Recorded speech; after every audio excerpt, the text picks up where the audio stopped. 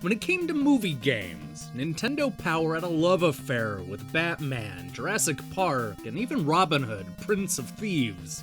But for every time they gushed over Alien 3, they had to hold their nose in order to make it through games like Total Recall and Friday the 13th.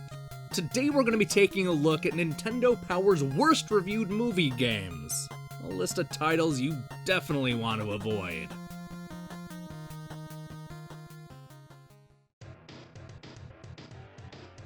Some directors begin their career by making small films in an attempt to get their foot in the door.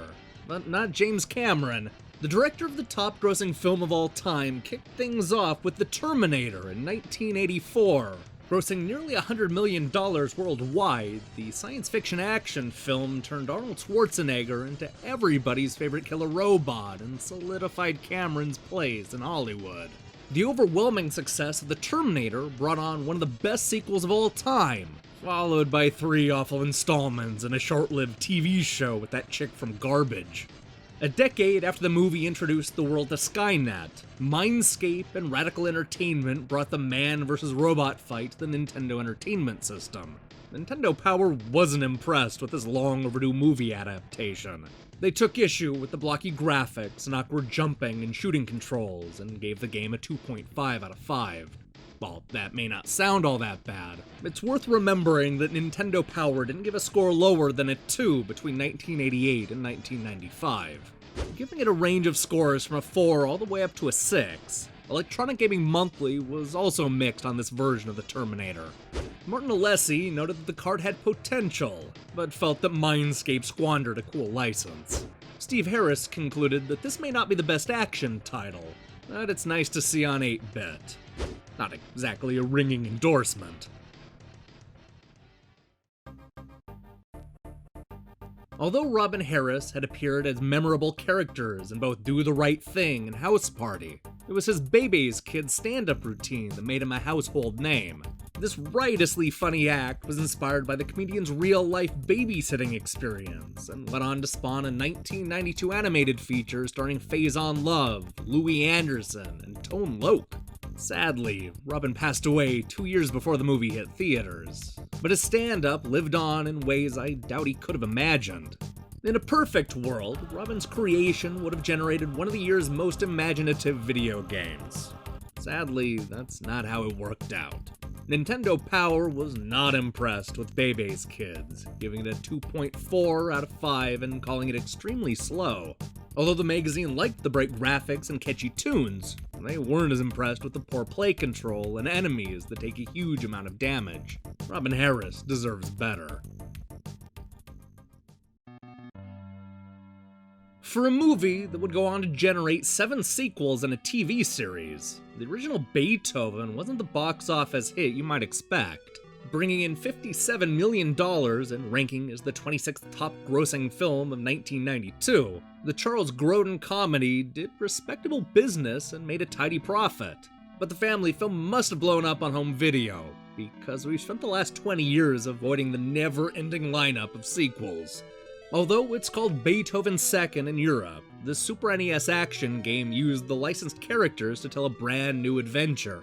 Nintendo Power was not a fan of Beethoven, the ultimate canine caper, complaining that the game had very poor animation and play controls, as well as a lack of depth and low challenge. GamePro was even less impressed, calling it a dog.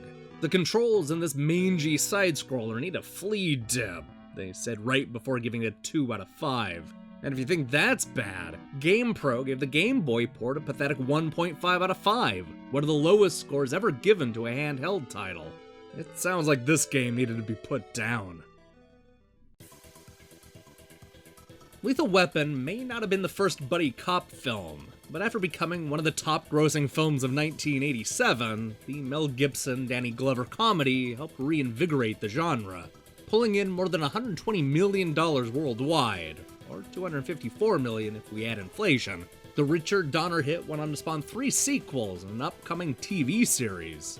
Despite using the name Lethal Weapon, the 8 and 16-bit video games were based more on the Joe Pesci-enhanced sequel than the 1987 original. Nintendo Power hated Lethal Weapon on both the Game Boy and Nintendo Entertainment System, But it was the handheld version that fared worse, earning a 2 out of 5 and maligned for the poor hit detection and awkward perspectives. Nintendo Magazine System agreed with this assessment, calling Lethal Weapon a tawdry little affair, parading as an all-action beat-em-up. They gave it a 45% and complained that this movie game had all the impact of the Antique Roadshow. For what it's worth, GamePro disagreed. Lance Boyle gave the game a 4 out of 5 and praised the gameplay and large characters. That already sounds better than the upcoming television reboot.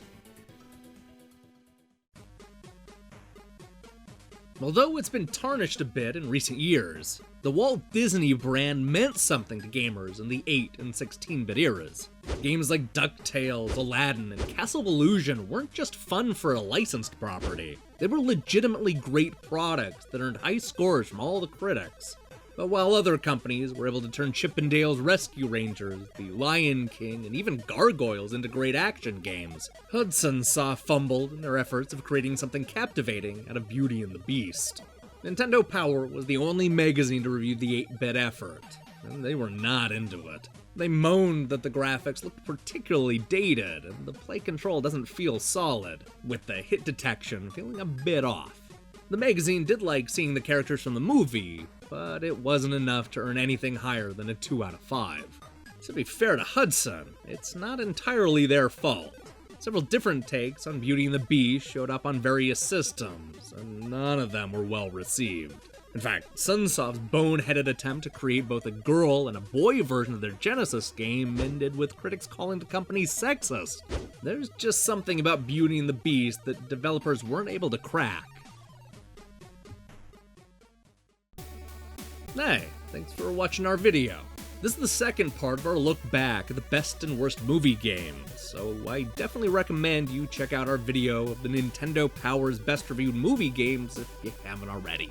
We also posted a series where we look at Nintendo Power's best and worst reviewed games going back throughout the years, from 1989 all the way up to 1995. I've added a link to the playlist, so spend a couple hours watching me try to figure out what Nintendo Power was smoking. Anyway, we have a bunch of reviews lined up for the rest of the week, but I've run out of time in this outro. So, I suggest you click on the subscribe button and support what we're doing here. Until then.